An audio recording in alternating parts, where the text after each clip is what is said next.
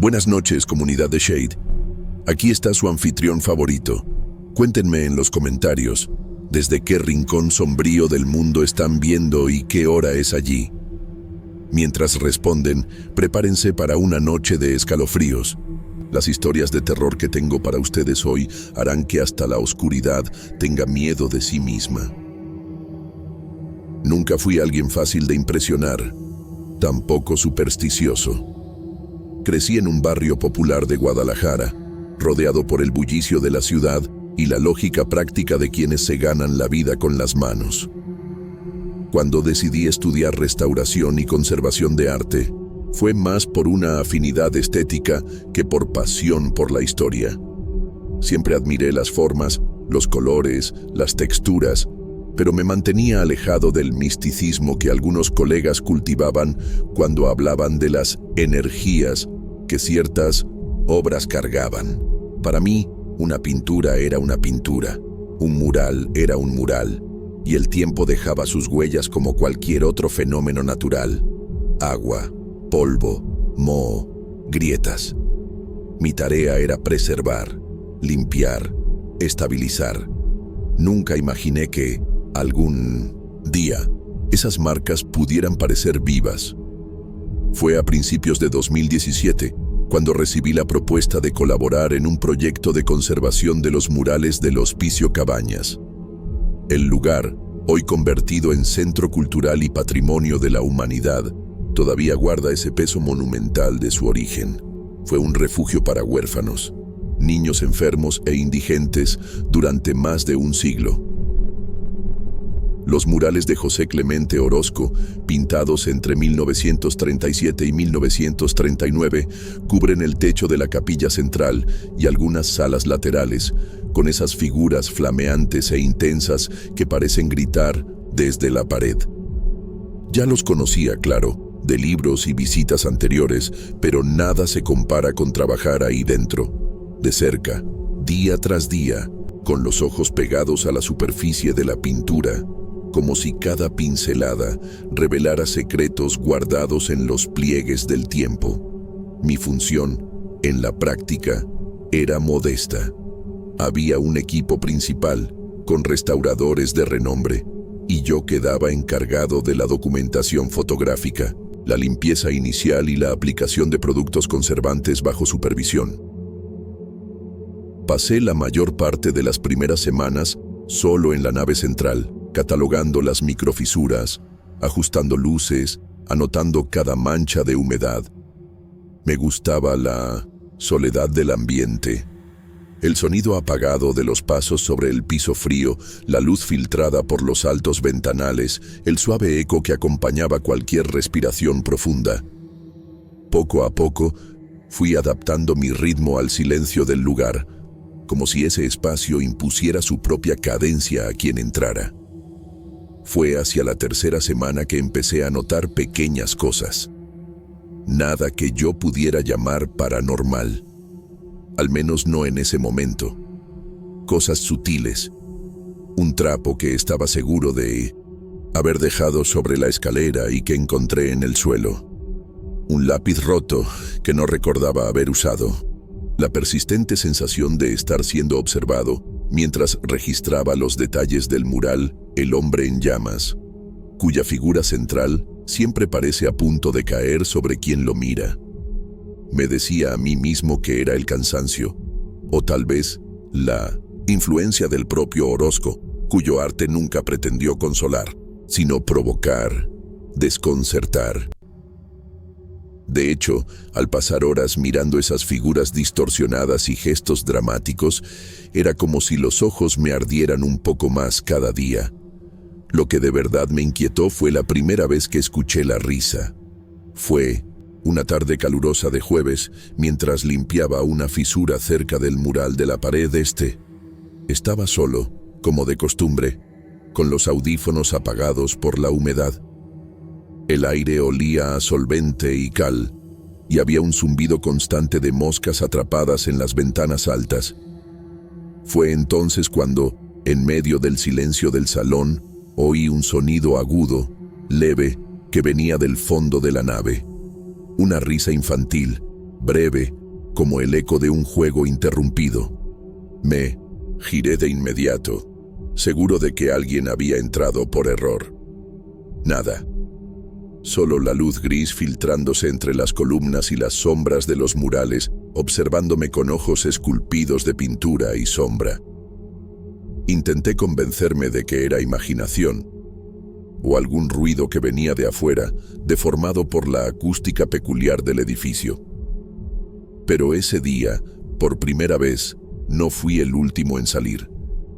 Recogí mis materiales más temprano y esperé a que uno de los compañeros del piso de arriba me acompañara para la salida, y aunque no le dije nada, noté que al cerrar la pesada puerta de madera detrás de nosotros, él respiró hondo, como quien se quita un peso que no sabía que llevaba. Regresé al día siguiente con la firme intención de no dejarme llevar por suposiciones. Al caminar de nuevo por esos pasillos altos, de paredes gruesas y ventanas con barrotes, antiguos, decidí mantener la cabeza baja, concentrarme en lo concreto, el tenue brillo de la pintura desgastada, las grietas como pequeñas cicatrices del tiempo, los detalles casi invisibles que solo se revelan con la luz inclinada del atardecer. Llevé conmigo una pequeña grabadora digital, más por instinto que por necesidad. Planeaba grabar los sonidos del lugar, argumentando para mí mismo que, al revisar los audios, encontraría alguna explicación lógica para lo que escuché. Quizás un ruido exterior, el eco de una voz cualquiera, mezclado con mi concentración. Pero en el fondo, ya sabía que no era tan simple. Durante los primeros días después del incidente, traté de seguir mi rutina con la misma dedicación casi automática de antes. Catalogaba los daños, limpiaba las superficies, observaba las variaciones de luz sobre los frescos. Sin embargo, empecé a sentir una especie de presencia detrás de. Minto era como la impresión de estar siendo observado discretamente, sin hostilidad, pero con una curiosidad insistente que parecía venir de algún rincón oscuro, alguna grieta en el tiempo, como si el propio aire cargara recuerdos que no querían ser olvidados. Al principio, atribuí todo al ambiente del lugar. Después de todo, los edificios antiguos suelen guardar una especie de eco emocional, y el hospicio, con su historia densa, era terreno fértil para ese tipo de sugestión psicológica. Pero estas percepciones se fueron intensificando, como si la estructura del lugar quisiera contarme algo que yo aún no sabía cómo escuchar. Una mañana, mientras ajustaba la escalera bajo el arco de la capilla, noté que había huellas de niño marcadas en el polvo del suelo. Pequeñas, ligeras, perfectamente formadas, como si alguien hubiera corrido por allí descalzo. Lo curioso era que ese día solo yo trabajaba en esa ala y todas las puertas se habían mantenido cerradas desde la noche anterior. Me quedé quieto por unos instantes, observando las huellas con una mezcla extraña de fascinación e inquietud. No me atreví a seguirlas. Las borré con un trapo húmedo, tratando de convencerme de que tal vez eran marcas antiguas que por alguna razón el polvo había vuelto a revelar. Pero la verdad es que desde entonces empecé a temer el silencio del lugar. Las grabaciones, por otro lado, me mostraron algo todavía más perturbador. Al principio, los audios parecían normales. Sonidos bajos de pasos, el crujido de las maderas antiguas, el leve siseo del viento pasando por las ventanas altas. Pero, al llegar a la pista grabada cerca del final de la tarde del martes, mientras limpiaba la base del mural central, volví a escuchar la risa, baja, arrastrada, más lejana que la primera vez, pero aún así, innegablemente infantil.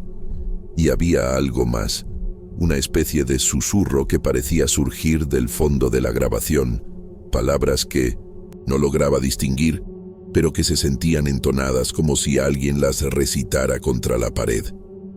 Repetí la pista varias veces con audífonos, subiendo el volumen hasta casi lastimarme los oídos, y aún así las palabras siguieron ininteligibles, como si el mismo idioma se hubiera corroído con el paso del tiempo. empecé a perder el sueño. No por miedo exactamente, sino por una sensación de urgencia que no sabía explicar. Pasaba las noches revisando notas viejas, estudiando la historia del hospicio, tratando de entender quiénes habían transitado por esos pasillos, cuántos niños habían vivido, llorado, dormido, muerto ahí dentro. Descubrí que, entre los siglos XIX y XX, el hospicio había alojado a cientos de menores abandonados, muchos de ellos con enfermedades incurables, otros simplemente olvidados por sus familias. Pocos nombres quedaron en los archivos. La mayoría de las vidas se perdió entre registros imprecisos y páginas roídas por la humedad. Fue entonces cuando noté algo sutil en los murales que antes había pasado por alto. Un patrón en los ojos de las figuras pequeñas, en los niños pintados en los rincones, en las expresiones que antes parecían genéricas y ahora revelaban matices de desesperación o rabia que yo no había notado.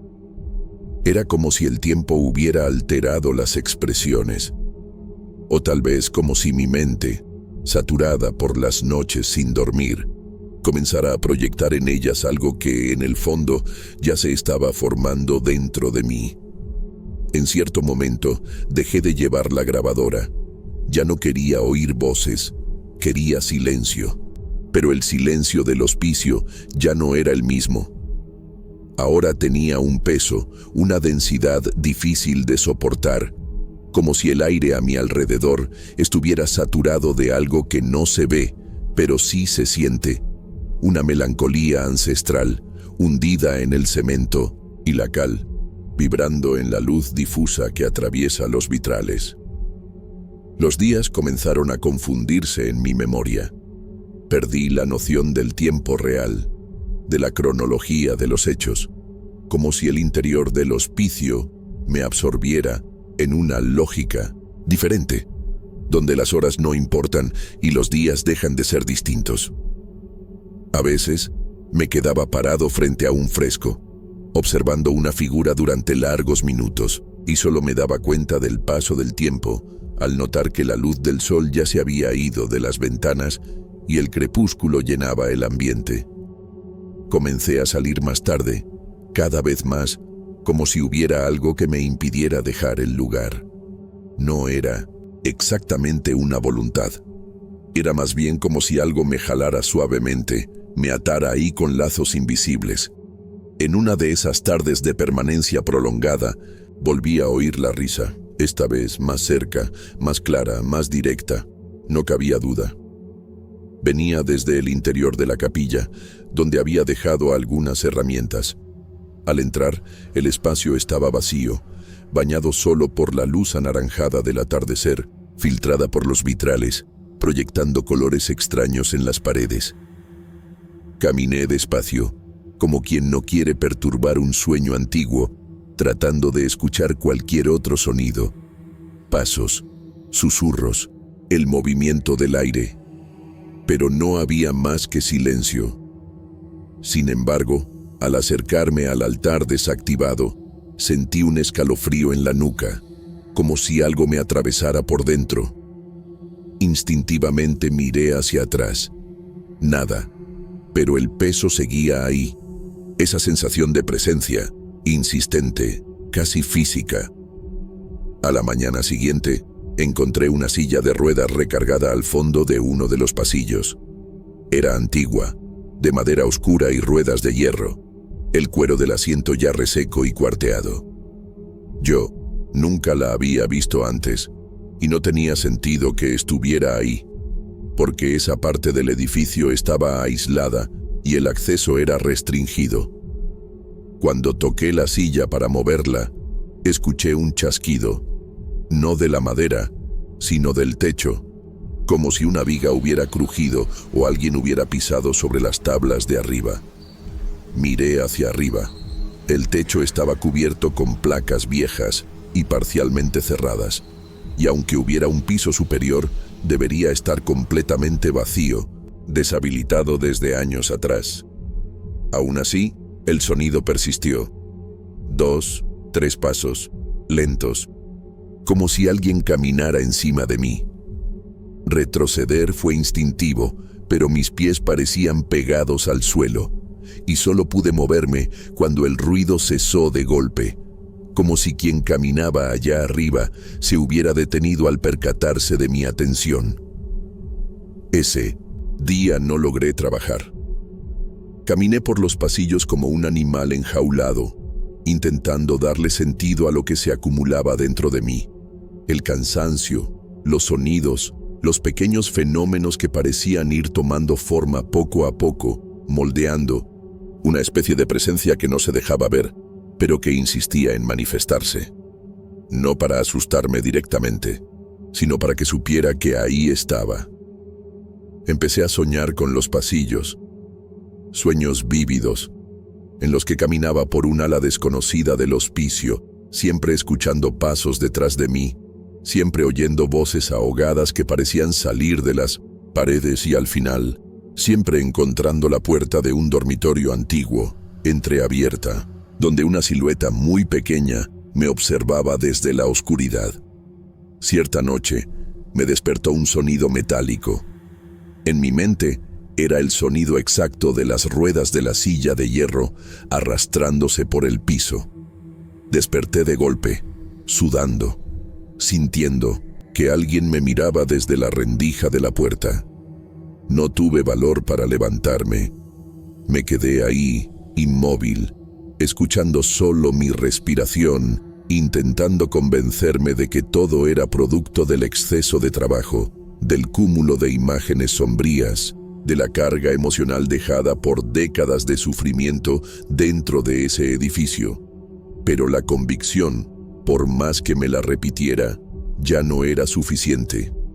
Algo se estaba insinuando entre los poros del lugar y la lógica cotidiana. Algo que quizá siempre estuvo ahí, solo esperando a alguien lo suficientemente atento para percibirlo. El ambiente alrededor del hospicio también parecía cambiar. Los pájaros habían desaparecido. Los jardineros comentaban entre ellos que los gatos que rondaban los árboles del patio se habían esfumado en las últimas semanas.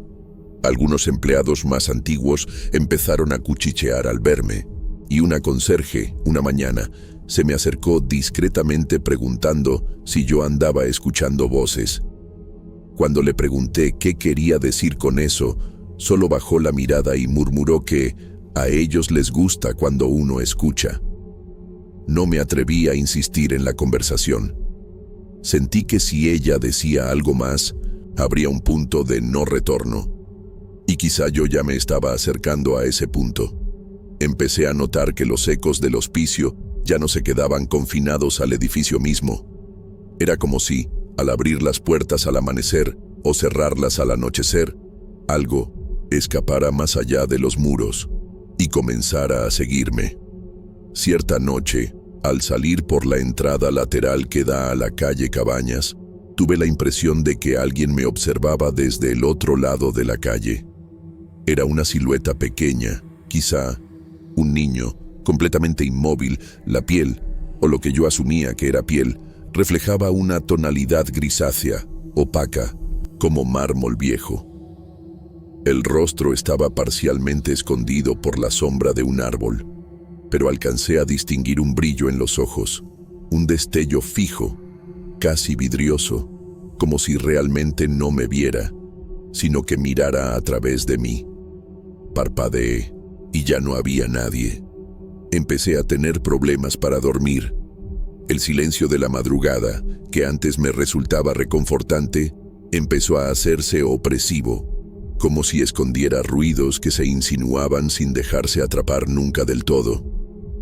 Ruidos de pasos en el piso de arriba, aunque yo vivía en el último piso. El sonido leve de una silla arrastrándose sobre el piso.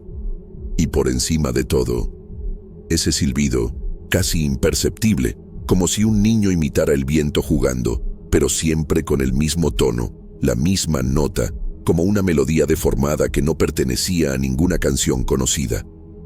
Volver al hospicio se volvió un esfuerzo diario y, paradójicamente, también una compulsión. como si necesitara confirmar que los sonidos estaban ahí en verdad, que no eran solo producto de mi mente exhausta, que el peso que sentía en el pecho no era locura. Empecé a anotar en notas dispersas los detalles de los acontecimientos: horarios, salas, sensaciones, cambios de temperatura. En vano. Lo extraño de lo que pasaba no se dejaba atrapar en papel. Era como querer describir un olor con palabras. Había una dimensión que escapaba a la razón, y era precisamente esa la que parecía crecer, inflarse, expandirse dentro de los pasillos vacíos. El vitral de la capilla, antes uno de mis espacios favoritos por la forma en que los rayos del sol teñían los frescos, empezó a proyectar sombras inquietantes.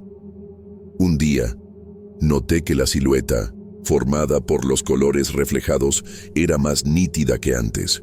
Una figura, encorvada, con los brazos alargados, y lo que, a primera vista, me pareció un capuchón.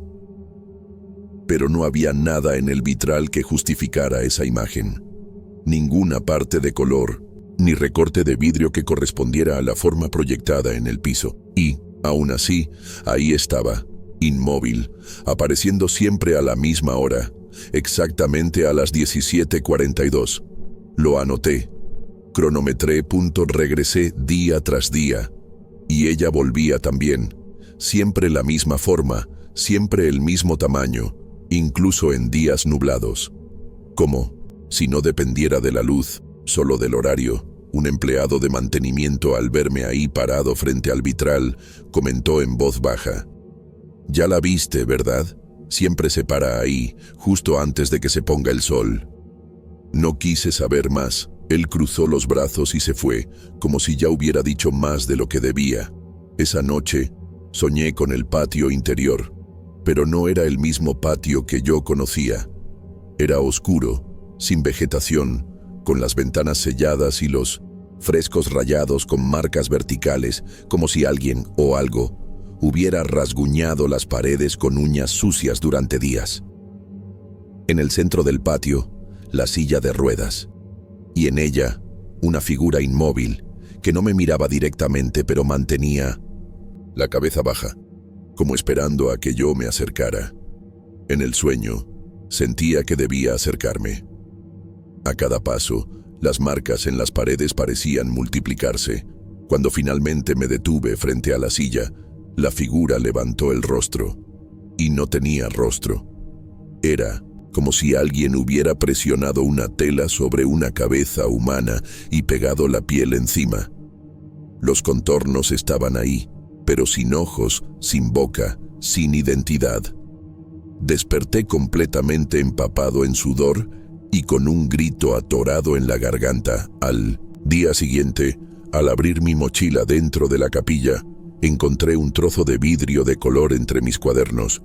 Era idéntico al tipo usado en los vitrales, con el mismo patrón de tono violáceo y los bordes gastados por el tiempo. Pero no había ningún vitral roto en el hospicio. Yo los había revisado todos, más de una vez. Fue en ese momento cuando empecé a aceptar algo que hasta entonces evitaba. Ya no se trataba solo de un edificio habitado por el pasado, era un lugar vivo, o algo ahí estaba despierto, consciente, y ahora me reconocía. Todo culminó en una tarde de domingo. Era el último día de una exposición temporal, y el hospicio cerraba más temprano. La mayoría de los visitantes ya se había ido, y los pasillos estaban sumidos en una quietud espesa, como si la arquitectura misma respirara de forma contenida. Me quedé un poco más, revisando algunos registros de la semana y verificando un inventario de piezas expuestas. Ya pasaban de las 6 de la tarde cuando noté que el vitral de la capilla aún proyectaba la silueta oscura en el suelo. Pero algo había cambiado.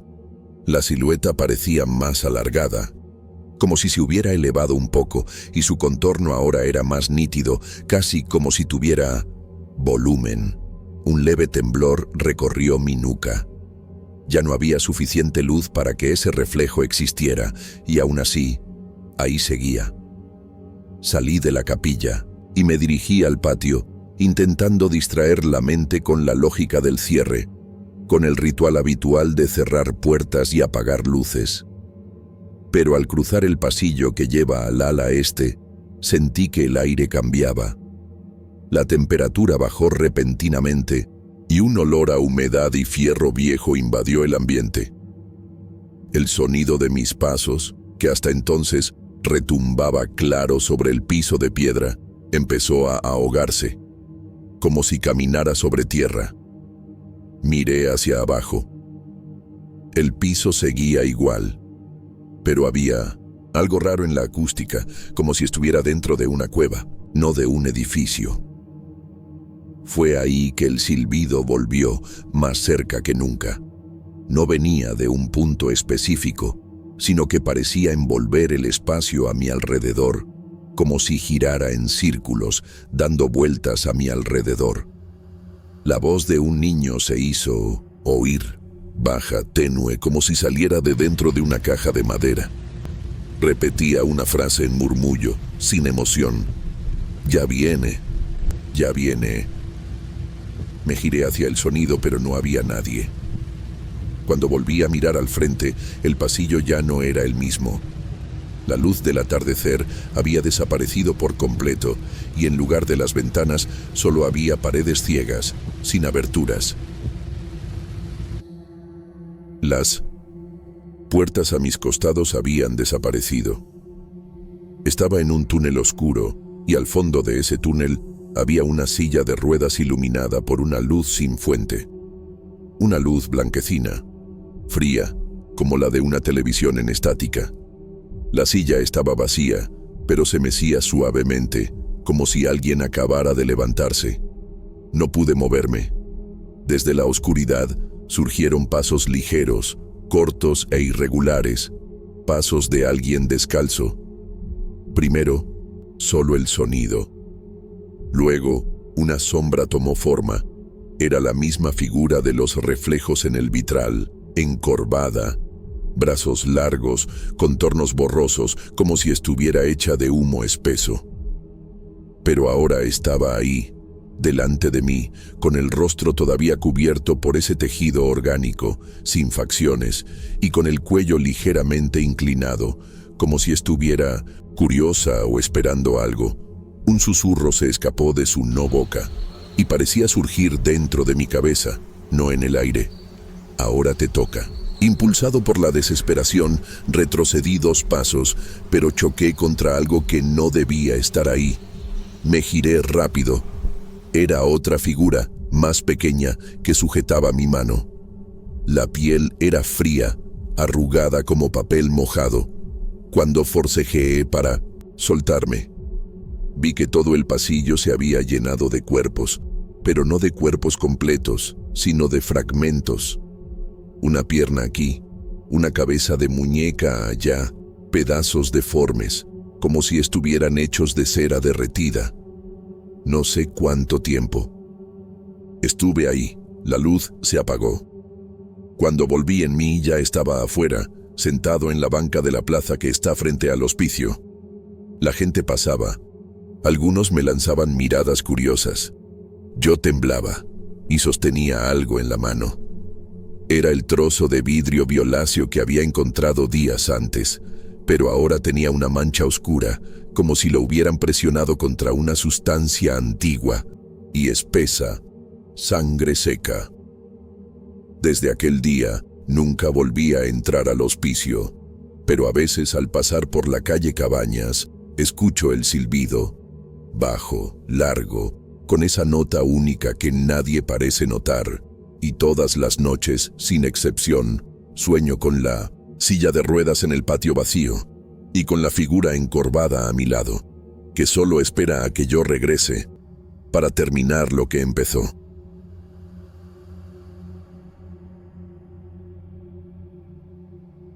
Desde la primera vez que pisé el barrio de Analco, una sensación incómoda me acompañaba, como si la ciudad supiera más que yo sobre lo que había ocurrido ahí. Siempre me había sentido atraído por la historia de Guadalajara, pero ese rincón de la ciudad tenía algo único. como si estuviera atrapado en el tiempo, pero de una manera extraña, distorsionada. Incluso los edificios, con su arquitectura colonial, parecían cargar con una presencia rara, una sombra, como si los mismos ladrillos y piedras del suelo guardaran secretos que resistían el paso de los años. Fui hasta ahí buscando historias antiguas, leyendas sobre el viejo sistema de tranvías que cruzaba la ciudad. El último tranvía de Analco había desaparecido hacía décadas, pero los relatos sobre su final aún circulaban en boca de los vecinos más viejos, esos que parecían tener una conexión con el pasado de una forma distinta, más visceral. Algunos hablaban sobre los últimos viajes que hizo el tranvía en esa ruta, mientras que otros decían que en realidad nunca había desaparecido. El tranvía, como una sombra, seguía circulando por la ciudad, pero de manera distinta, más silenciosa. Empecé a investigar la antigua ruta, ahora cubierta por nuevas construcciones, pero que todavía mantenía el formato de calles angostas y sinuosas. Pasé los primeros días caminando por ahí, sin prisa, absorbiendo la sensación de que algo se desmoronaba a mi alrededor. Algunas personas mayores, al verme tomando notas y fotos de las vías y de las paradas en desuso, parecían dudar antes de hablar. Algunas hablaban de manera vaga, otras esbozaban una sonrisa amarga, como si un recuerdo doloroso se despertara con solo mencionar el tranvía. En uno de los cafés locales, un hombre anciano, de rostro arrugado, me detuvo y me pidió que tuviera cuidado, diciéndome solamente: «El tranvía nunca se ha ido, solo espera». Me reí, pensando que era solo una superstición local. Sin embargo, algo en la mirada de aquel hombre me hizo detenerme por un momento. Era una mirada que no logré comprender, como si intentara advertirme sin poder encontrar las palabras. Lo que él sabía o creía saber, yo no lo sabía, y empecé a notar que no era el único. Otros habitantes, aunque dijeran poco, siempre parecían tener algo más que decir sobre el tranvía. Algo que quedaba entre líneas, en los silencios que seguían a la mención de su historia. La noche en que la historia realmente comenzó, yo estaba sentado en la plaza donde se encontraba la última parada del tranvía, ya cerrada hace muchos años. La iluminación pública era débil, con algunos focos parpadeando intermitentemente. Pensaba regresar al hotel, pero una extraña sensación de inquietud me impidió moverme. Fue entonces cuando escuché el sonido, el distante clang del metal, seguido de un leve raspar de hierro contra hierro. Miré a mi alrededor, pero las calles estaban vacías. No sabía exactamente qué estaba buscando, pero algo dentro de mí me decía que algo estaba a punto de pasar. Cerca de la esquina, la vieja línea del tranvía aún se dibujaba en el suelo, entre el asfalto desgastado, y entonces, como un grito mudo, el sonido volvió, ahora más cerca. Clang, clang, clang. Seguí el sonido con la mirada, tratando de distinguir de dónde venía, pero por más que miraba, no veía nada salvo las sombras proyectadas por los árboles y los viejos edificios. El sonido se fue haciendo más fuerte, más claro, hasta transformarse en una especie de ruido metálico continuo, como si algo se aproximara, pero sin que fuera posible verlo. Fue cuando me di cuenta. Ya no había nada a mi alrededor. Nada salvo el sonido del tranvía, que yo creía que era solo un recuerdo, un vestigio del pasado, estaba ahí. Y de repente, ya no estaba lejos, estaba dentro de las calles de Analco. Pude oler el aceite quemado y el metal envejecido, y un escalofrío recorrió mi espalda cuando, de forma casi imperceptible, una figura apareció entre las sombras. Era algo grande, de formas indefinidas, pero las ruedas metálicas se distinguían claramente. Bajé la vista para tratar de ver más detalles, pero a medida que me acercaba, El sonido se detuvo de golpe, como si el tiempo se hubiera congelado. Estaba solo ahí, pero la sensación de que había alguien más, de que ya no controlaba la situación, era palpable. Algo en el aire cambiaba, como si el ambiente se hubiera distorsionado de alguna forma.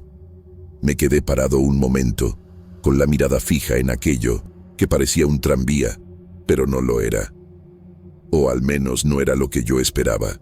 El vehículo parecía estar en movimiento, pero al mismo tiempo no se movía. Las ruedas metálicas estaban ahí, pero solo eran sombras deformadas, como si la misma materia se estuviera desintegrando. La luz de la calle parecía apagarse sobre él, desvaneciéndose en las orillas de las ventanas, y una niebla fina empezó a esparcirse, tragándose el asfalto y los pedazos de banqueta. Ya no había ningún sonido más. El metal no rechinaba, el hierro no crujía. Había una quietud profunda, aplastante. Intentando racionalizar lo que tenía delante, di un paso hacia atrás, alejándome de la línea del tranvía. Era un reflejo, pensé. Solo, un reflejo distorsionado de algo que nunca existió. El ruido, el olor a aceite, la niebla. Todo eso podía ser una ilusión, fruto de mi mente cansada. Pero entonces, lo que estaba viendo, lo que sentía, no era una ilusión. Era más como un espectro, algo que se insinúa entre los huecos del tiempo, pero que está ahí, tan concreto como la realidad que me rodea. De repente, un sonido de pasos quebró el silencio. No eran míos. Me acerqué al origen del sonido, con la sensación de que alguien o algo se movía entre las sombras, observándome. Miré a un lado, buscando la presencia, pero la calle seguía vacía, solo la niebla y el abandono del lugar. Pero entonces vi una figura saliendo de la oscuridad. Era un hombre, con ropa antigua, descolorida y llena de suciedad, como si hubiera salido de una época olvidada. No parecía ser del barrio. Su rostro estaba pálido, casi cadavérico, con una expresión vacía que no transmitía emoción alguna. Me miraba fijo, sin apartar los ojos ni por un segundo, como si esperara algo. Empezó a caminar hacia mí, lentamente, sin prisa, con pasos pesados, como si recorriera un camino invisible. Me detuve.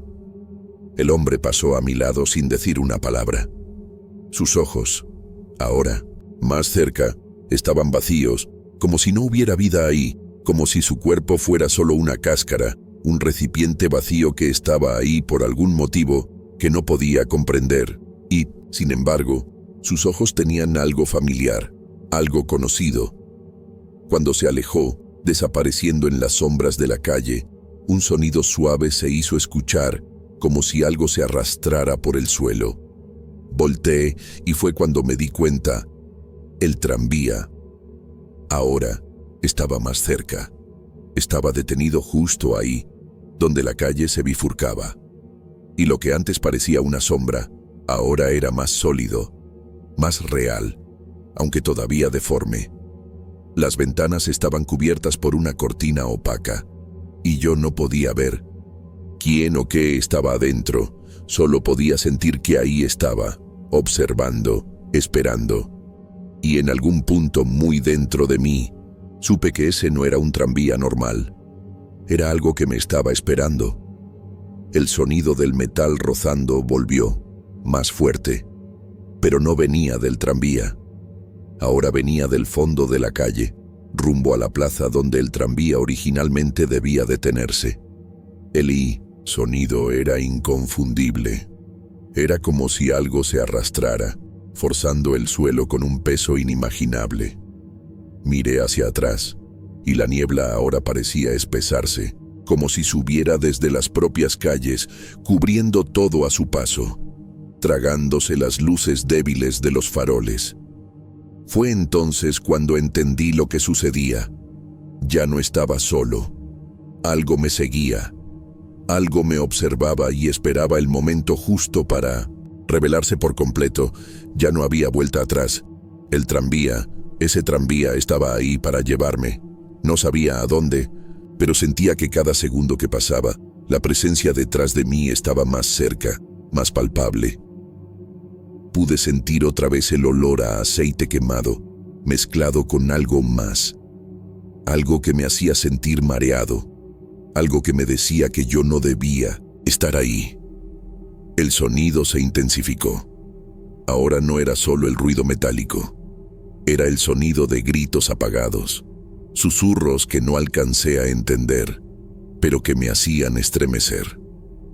Miré al frente, y el tranvía por fin empezó a moverse, deslizándose, sin hacer el menor ruido, como si flotara sobre el asfalto. Pero en vez de alejarse, se acercaba más y más. El grito de alguien rompió la noche. No era un grito humano, sino algo profundo, resonante. Una voz antigua que retumbaba en mi mente. Y entonces, con un sobresalto, entendí lo que estaba mal. El tranvía no se movía en la dirección que debería. Venía directamente hacia mí. El tranvía seguía deslizándose en mi dirección, su forma deforme volviéndose más definida a medida que el espacio entre nosotros disminuía. Cada metro que lo separaba de mí era como un golpe, un martilleo en el pecho, un martilleo en mi cabeza.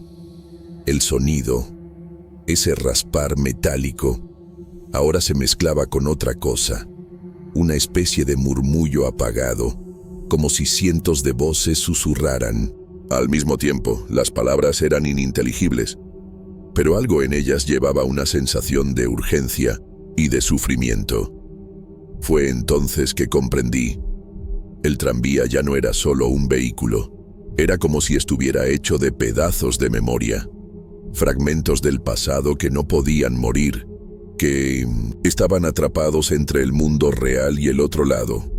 Era como una cápsula, una prisión de almas que aún buscaban una salida. El olor a aceite quemado crecía, volviéndose insoportable, casi tóxico, y mi estómago se revolvió.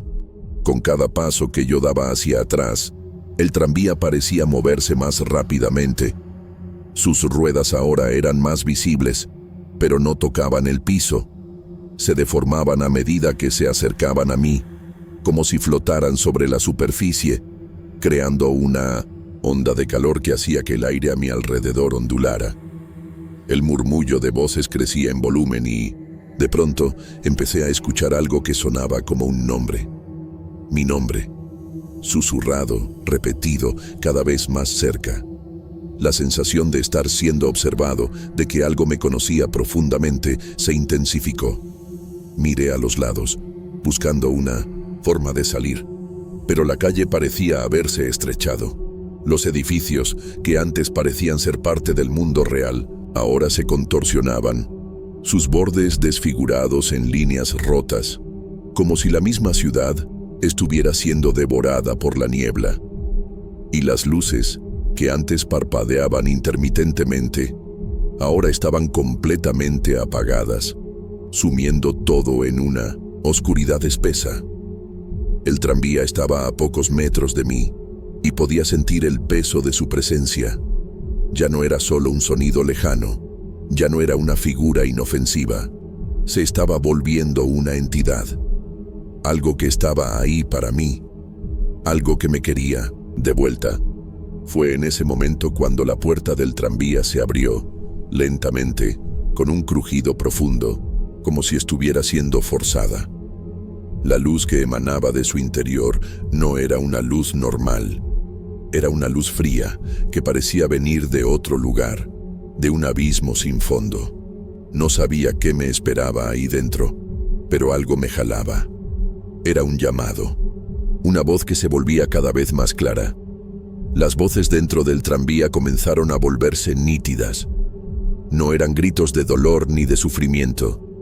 Eran súplicas de ayuda, susurros desesperados, pero también una invitación. Una invitación a entrar, a ser parte de esa historia que nunca acabaría, a continuar el viaje que nunca tuvo destino. Yo no quería ir. Sabía que no debía, pero mi cuerpo parecía haber perdido la capacidad de resistirse. Las piernas, que antes temblaban de miedo, ahora estaban paralizadas. Y como si la propia ciudad supiera que ya no podría huir, la brisa que antes era ligera, ahora se transformó en un viento fuerte que me empujaba hacia el tranvía, hacia la puerta que se abría. Respiré hondo, intentando desesperadamente racionalizar.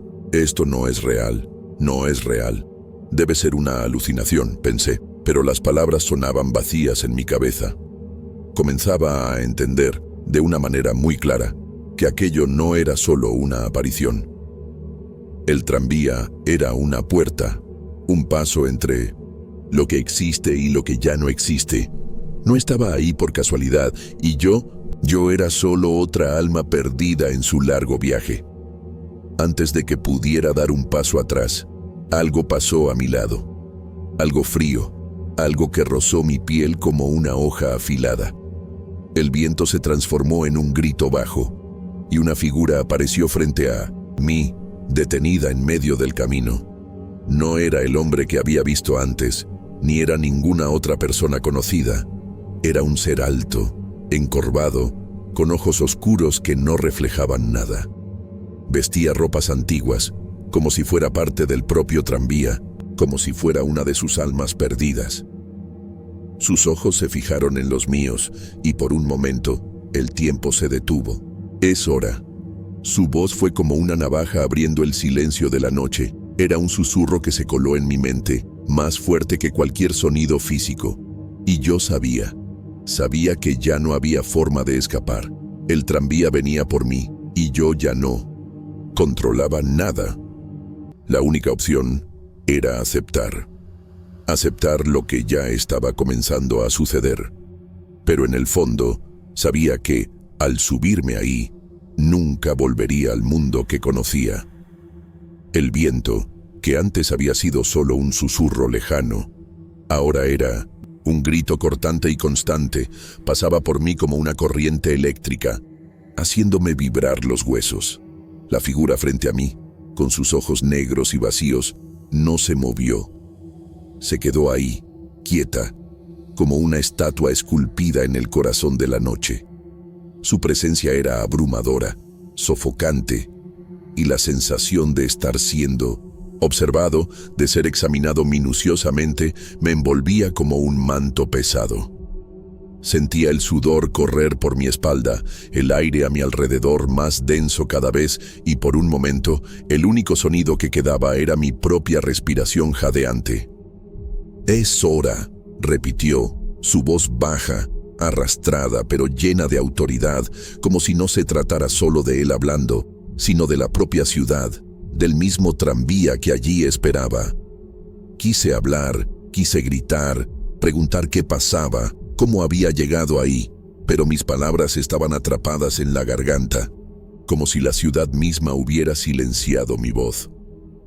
No había nada más que pudiera decir. Solo la mirada profunda de esa figura que me jalaba más cerca del tranvía, más cerca de esa puerta que se abría como una boca hambrienta, lista para tragar todo lo que estuviera en su camino. La niebla seguía espesándose, más densa que nunca. La luz fría que salía del tranvía parecía distorsionarse, girando sobre sí misma, creando espirales luminosas que no tenían sentido alguno. Esas voces, los murmullos y los susurros se volvían cada vez más claros. Ahora podía entender. Cada palabra me atravesaba la mente como una hoja afilada. «Vas a ser uno de nosotros». La voz del ser frente a mí se fusionaba con las voces que ahora llenaban el aire, todas pronunciando la misma frase, el mismo destino. «Vas a ser uno de nosotros». El tranvía, ese tranvía espectral, ahora parecía latir, como si tuviera vida propia. Sus ruedas metálicas, que antes estaban en el piso, ahora flotaban, moviéndose como si el suelo fuera de una sustancia líquida, insustancial.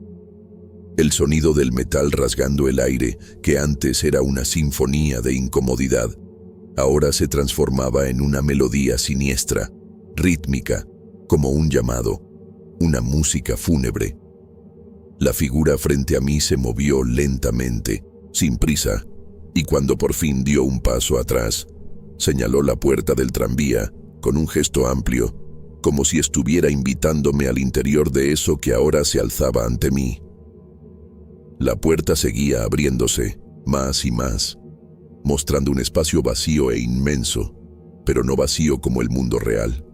Era vacío como un recuerdo olvidado, como un sueño que se desvanece justo cuando quieres recordar. Yo sabía lo que pasaría si cruzaba ese umbral. Sabía que, al dar ese paso, ya no habría vuelta atrás. No habría regreso a la vida que conocía, a los amigos, a la familia, a la ciudad de Guadalajara que tanto amaba.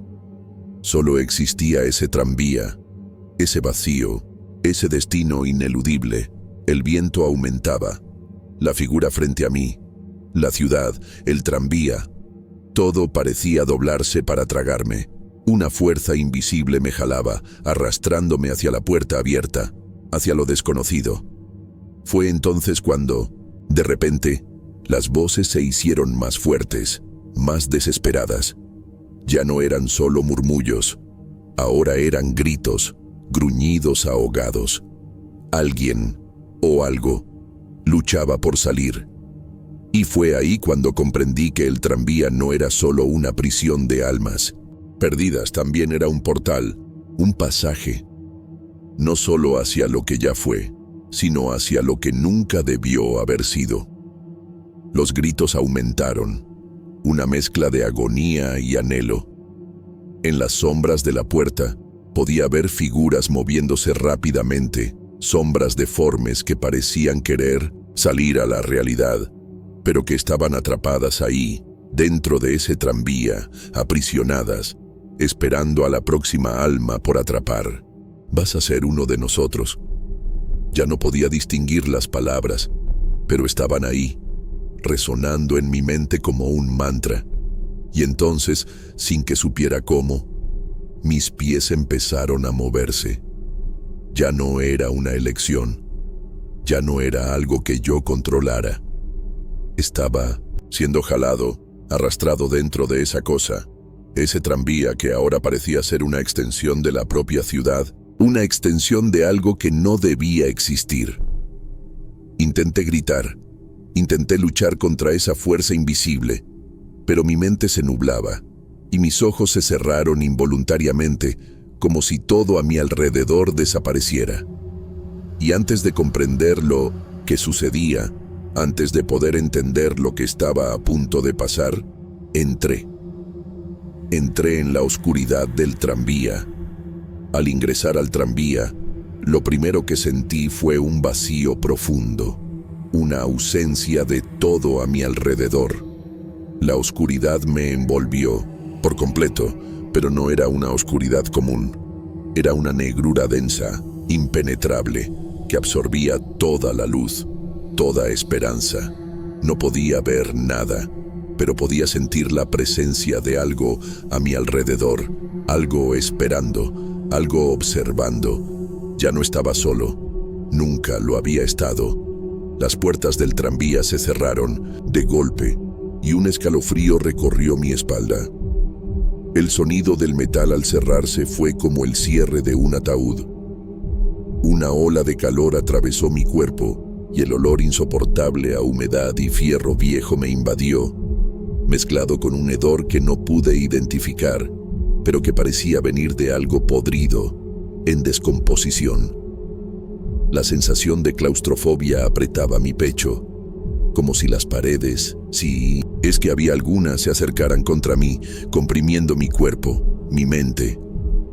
El tranvía comenzó a moverse, pero no como cualquier otro vehículo. Ya no se escuchaban las ruedas sobre los rieles. El sonido era más bajo, más siniestro, como si el mismo tranvía flotara, deslizándose por el vacío, sin tocar el suelo, sin destino, sin fin. El tranvía ya no estaba en Guadalajara. Estaba en algún lugar entre los mundos, en una línea delgada que conectaba el presente con el pasado, lo vivo con lo muerto. Fue entonces cuando las voces empezaron de nuevo. Ahora ya no eran susurros, eran gritos, agónicos y desesperados. Las figuras en las sombras comenzaron a moverse, pero no eran formas humanas. Eran seres deformes, indistintos, con cuerpos que parecían estirarse y encogerse, torciéndose en ángulos imposibles. Sus rostros eran borrosos, pero sus ojos, esos ojos, eran abismos, profundos y vacíos, reflejando un dolor eterno. Te estamos esperando. La voz que se alzó por encima de las demás no era humana. Era una voz que provenía de algo que no debía existir, algo que nunca debió tocar el mundo de los vivos. Yo sabía, en algún lugar dentro de mí, que esa era la voz del tranvía. Estaba vivo. Era una entidad que se alimentaba de nosotros, que se nutría de nuestras almas perdidas, arrastradas en su viaje interminable. Intenté moverme, intenté gritar, pero mi cuerpo no respondía. Estaba paralizado, atrapado en un estado de terror absoluto. Sentía que las piernas me flaqueaban y mis manos, heladas de miedo, tocaban las paredes a mi alrededor, que ahora latían con una energía extraña. El tranvía ya no tenía forma, era solo una masa de sombras y luces distorsionadas, moviéndose a una velocidad imposible. La puerta frente a mí se abrió de nuevo, pero no para dejarme huir. Era como si me invitara a ver algo que no quería ver, algo que me haría comprender el destino de los que habían estado ahí antes, que yo afuera, lo que vi ya no era Guadalajara, era un lugar oscuro, un paisaje irreconocible, distorsionado, donde las calles se retorcían en ángulos imposibles y los edificios se desvanecían entre la niebla. El cielo ya no existía. Era una pantalla de oscuridad absoluta, con solo una franja delgada de luz, como si el propio sol estuviera siendo tragado por algo maligno. Y, en el centro de ese paisaje desolado, se hallaba la figura de un hombre. Estaba parado, observando el tranvía que se acercaba.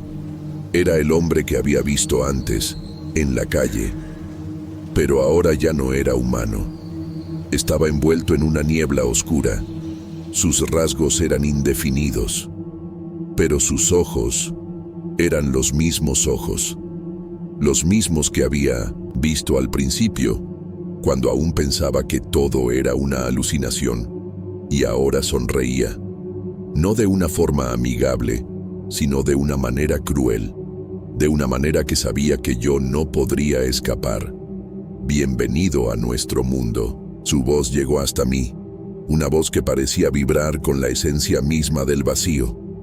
Aquí no hay regreso. Aquí todos somos parte del viaje, y ahora tú también formas parte de él. El tranvía aceleró, más y más rápido, y sentí el peso de su fuerza sobre mí. Una presión creciente, aplastante. Las paredes a mi alrededor empezaron a distorsionarse, a cerrarse, como si el propio tranvía se convirtiera en una prisión, una cápsula que me aprisionaba para siempre. El tiempo parecía haberse detenido, o tal vez ya no importaba. Ya no sabía que era real, que era solo una sombra. Y entonces, con un chasquido, todo se apagó. Desperté de nuevo, o al menos eso creí. Pero no había luz a mi alrededor. No había sonidos familiares. El aire era denso, pegajoso, como una sustancia viscosa que me tragaba, poco a poco. No sabía dónde estaba. No podía moverme. Ya no sabía si seguía en el tranvía o si me habían transportado a algún otro lugar, algún limbo entre lo real y lo irreal. Mis manos estaban frías, rígidas, como si estuvieran congeladas en algún tipo de sustancia invisible. Cuando intenté mover los dedos, sentí un dolor agudo, como si algo se quebrara dentro de mí. Pero no era un dolor físico real, era más como un desgaste, como si el tiempo corroyera mi cuerpo por dentro a un ritmo que yo no podía comprender. Las voces regresaron, pero esta vez estaban más lejanas, más difusas. Ya no era el sonido de gritos desesperados. Era como si las voces estuvieran en algún lugar más allá de mí, como si todo lo que había escuchado antes fuera solo un recuerdo vago, algo que se desvanecía lentamente mientras yo intentaba alcanzarlas. Pero una voz distinta, la misma que me había hablado en el tranvía, se destacó, clara e imponente. «Ahora estás con nosotros». Intenté responder, pero mi boca no se movía. No lograba emitir ningún sonido. En el fondo, sabía que algo en mí había cambiado para siempre. Lo que era, lo que había sido, ya no importaba más. Estaba ahí, perdido en algún lugar que ya no era mi mundo. La sensación de estar atrapado, de estar condenado a esta existencia interminable, se volvía más palpable. A cada segundo, a cada respiración forzada, sentía que la misma oscuridad que me rodeaba me engullía. No veía nada. Ya no sentía el cuerpo como antes. Era como si fuera un alma vagando, incapaz de liberarse del peso de ese viaje sin final. Entonces, con un chasquido que resonó en el vacío, las voces se silenciaron. La oscuridad a mi alrededor se disipó en una neblina espesa, y vi, por primera vez, lo que había más allá del tranvía. Era el final del camino, pero no el final de un viaje como yo imaginaba. Era el final de la razón, del tiempo, de la misma realidad. El tranvía, ese maldito tranvía, estaba frente a mí, pero ya no era un objeto, ya no era algo que existiera. En el mundo físico, estaba vivo, y yo ahora formaba parte de él. Yo era una de las sombras que habitaban esas paredes, un alma perdida que ahora ocupaba uno de los asientos invisibles. El tranvía ya no tenía pasajeros humanos, no quedaba nadie con quien viajar. Era como si estuviera en una fila eterna, en la que el tranvía pasaba, pero nunca llegaba a su destino. La ciudad, las calles, todo lo que conocía se volvió un recuerdo distante, algo que nunca más podría tocar. Ahora, yo era parte de ese viaje, de aquellas almas que, como yo, se habían perdido, condenadas a seguir adelante para siempre, sin poder regresar. Y lo último que escuché, antes de ser consumido completamente por la oscuridad, fue una risa baja y grave, proveniente del fondo del tranvía, como si él mismo se alimentara de mi alma. Sabía lo que significaba. Sabía que ya no había escapatoria. Yo era el último pasajero y el tranvía nunca se detendría. La mujer no se movió, pero su expresión cambió, una leve curva en los labios, como si supiera algo que yo no comprendía. Se alejó un poco, pero solo lo suficiente para dejarme ver con más claridad los contornos de su cuerpo. Era difícil enfocar, pues parecía moverse de manera errática, como si su forma ya no fuera estable, como si estuviera hecha de sombras y humo, algo que no debería existir en la realidad. La música seguía arrastrándose por el aire, acompañada de un sonido casi inaudible de pasos, como si algo más estuviera caminando entre las sombras, observando cada uno de mis movimientos. Pero yo no podía apartar la mirada de ella. Cada vez que intentaba enfocar en otra cosa, sus ojos me jalaban de vuelta, como si fuera lo único real en ese lugar. Ella no era un simple espectro, un alma perdida. Era algo mucho más antiguo, mucho más profundo, como si fuera parte de ese panteón, una fuerza que no se podía desafiar.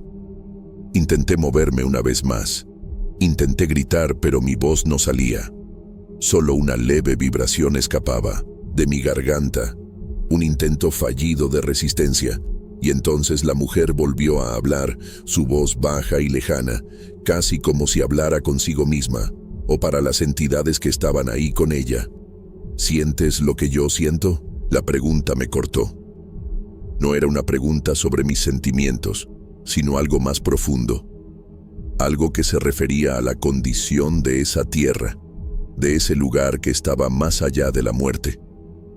No comprendía lo que quería decir, pero el miedo en mí se intensificó.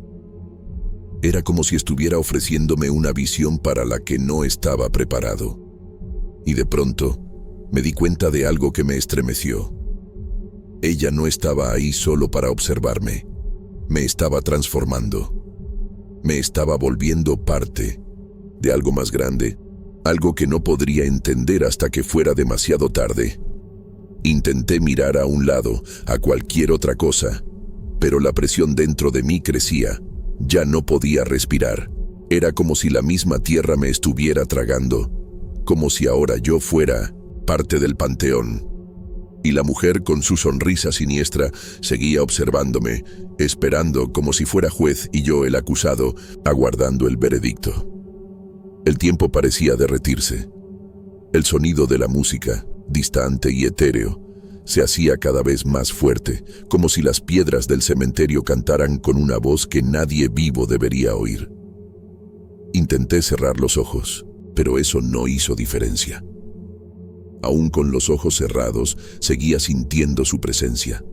Todavía podía sentir su mano en mi hombro, fría y aplastante, como si estuviera clavada en lo más profundo de mi alma. Y entonces, algo más ocurrió. Una sensación extraña, indescriptible, empezó a extenderse por mi cuerpo, como si algo se arrastrara por mis venas. Era una sensación de pérdida, de disolución, como si mi esencia se estuviera extrayendo, fragmentando, pedazo por pedazo. Intenté resistir, pero la sensación era inevitable. La mujer me llevaba a algún lugar, no físicamente, pero algo dentro de mí estaba siendo consumido. Era como si estuviera absorbiendo mi humanidad, deshaciendo todo lo que me hacía ser quien era. No entendía qué quería de mí, qué estaba haciéndome. El miedo me paralizaba y ya no tenía fuerzas para cuestionar. Mi visión empezó a nublarse y el cementerio, que antes parecía un lugar lejano y sombrío, ahora estaba cada vez más cerca, como si se cerrara a mi alrededor, como si fuera una prisión de huesos y silencio. Fue entonces cuando habló de nuevo, su voz suave, pero cargada de un tono de mando, como si cada palabra fuera una sentencia. Yo soy lo que permanece, lo que no puede ser olvidado. Lo sabías, ¿verdad? Intenté responder, pero mi garganta estaba seca, apretada. No había palabras que pudieran salir. No había forma de responder a aquello que no comprendía. Pero ella no parecía esperar una respuesta. Sus ojos, aquellos ojos profundos y vacíos, estaban fijos en mí, como esperando que por fin comprendiera la verdad. Empecé a ver destellos en mi mente, imágenes rápidas que me hicieron estremecer. El panteón no era solo un lugar de descanso para los muertos, era algo más, algo vivo. Podía ver las sombras retorciéndose entre las lápidas, los árboles moviéndose de forma antinatural, como si algo se escondiera en ellos. Sentía que estaba siendo tragado por ese lugar, que era parte de eso, como si hubiera sido marcado, sellado por su presencia. La mujer no se movía, seguía inmóvil, pero el aire a mi alrededor estaba denso, cargado de algo que no lograba identificar. Podía sentir la presencia de otras formas en el panteón, formas que acechaban, esperando. No estaba solo, nunca lo había estado. Entonces, un sonido bajo, casi un susurro, atravesó el viento. No era su voz, sino algo más, una voz distante, ahogada, como si llegara de muy lejos, de un lugar donde el tiempo ya no existía. «Ayúdame». Era una súplica, pero no de quien yo esperaba. Intenté intentar entender de dónde venía, pero la mujer pronto volvió a acercarse, sus ojos fijos, ahora más intensos, como si mi mente se hubiera convertido en un campo de batalla. Ya, no sonreía. Su rostro, antes inexpresivo, ahora mostraba satisfacción, pero también algo más. Algo que no lograba identificar, algo oscuro, profundo. Estaba en paz con lo que hacía, en paz con su existencia dentro de ese panteón. Y ahora, parecía que yo era arrastrado hacia el mismo destino. Eres parte de todo esto ahora. Sus palabras resonaron en mi mente y empecé a comprender. El panteón no era solo un lugar donde los cuerpos descansaban. Era un lazo, un puente entre los vivos y los muertos, entre el mundo de los mortales y aquello que está más allá. Y yo era el siguiente eslabón, el siguiente en ser transformado. Quería luchar, quería gritar, pero ya no quedaban fuerzas en mi cuerpo. Ya no quedaba aire en mis pulmones. El aire era denso, pesado, como si estuviera siendo arrastrado hacia abajo, hacia el fondo de una oscuridad sin fin. Entonces, hizo lo que parecía ser un gesto sencillo, casi casual. Extendió la mano hacia mí, como invitándome a seguirla, a formar parte de lo que ella era. Quise rechazarla, pero mi cuerpo no respondió. Su mano tocó mi pecho y sentí una oleada de frío, de muerte, atravesando mi carne. Y fue ahí que todo se oscureció. La oscuridad que me envolvió fue diferente a cualquier oscuridad que hubiera experimentado antes. No era solo ausencia de luz, sino una sombra densa, viva, que parecía alimentarse de mi esencia. Cuando sentí su mano tocar mi pecho, algo dentro de mí se rompió, como si el último lazo con el mundo que conocía hubiera sido arrancado. Mi cuerpo, antes tenso y lleno de miedo, ahora estaba ligero, como si algo me jalara lejos de mí mismo. Era como si me llevaran a un lugar donde el tiempo no existía, donde los límites entre la vida y la muerte se confundían. Intenté gritar, intenté luchar, pero mi voz era apagada por un peso creciente, una presión que parecía aplastarme desde adentro. Sentía el suelo desaparecer bajo mis pies, como si la tierra del panteón se desmoronara, desintegrándose, y todo lo que quedaba era el vacío.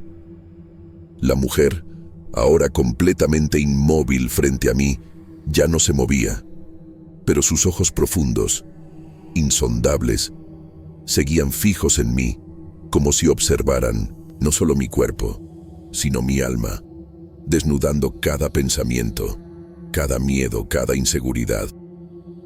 Esa sensación de pérdida que antes sentía ahora se convertía en algo más tangible. No sabía dónde terminaba mi cuerpo y dónde empezaba el panteón. No sabía si seguía vivo o si ya había cruzado la línea entre los dos mundos. El aire, antes espeso y pesado, ahora era frío, cortante. Podía sentir los vientos cortándome la piel, pero ya no existía sensación de dolor. Estaba siendo consumido por la mujer, por el lugar, por el panteón. Ya no era una persona, sino una presencia, una sombra, un recuerdo olvidado. Fue entonces cuando volví a oír esa voz. Ya no era de ella, era una voz baja, susurrante, como si viniera de todos lados y de ninguno al mismo tiempo. No puedes escapar. El sonido se arrastraba por las paredes del panteón, se metía en las grietas de las lápidas y se mezclaba con el viento. No sabía quién hablaba, pero la sensación de que mi alma estaba siendo marcada, sellada por algo que no podía ser deshecho, se intensificaba con cada palabra. Ahora eres uno de nosotros. La tierra no te dejará ir. La última frase fue como un golpe fatal. Algo dentro de mí se rompió por completo. Ya no era un hombre, ya no era alguien con un nombre, una historia, una identidad. Era una extensión de ese panteón, de la mujer, de las sombras que lo habitaban. Fui consumido por la oscuridad, por los ecos de un tiempo perdido, y cuando la visión se desvaneció, cuando sentí la presencia de la muerte a mi lado,